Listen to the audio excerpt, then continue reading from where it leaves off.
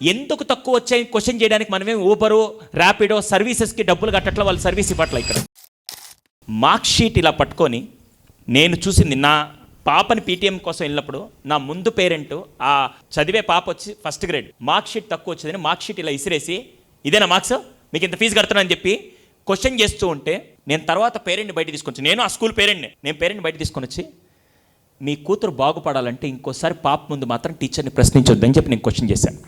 First point, టీచర్ని question చేయకూడదు. పొరపాట్లు ఖచ్చితంగా జరుగుతాయి, జరిగితే టీచర్ని రెస్పెక్ట్ ఇస్తూ మాట్లాడాలని ఫస్ట్ పాయింట్. నేను చూసే పీటీఎంస్కి వెళ్ళే పేరెంట్స్ అందరికి ఒక మెసేజ్ ఇస్తాను.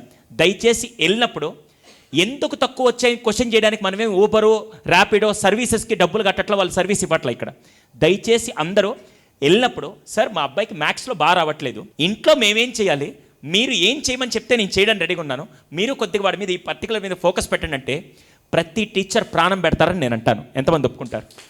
అడిగే పద్ధతి ఉంటుంది, అడిగే పద్ధతి.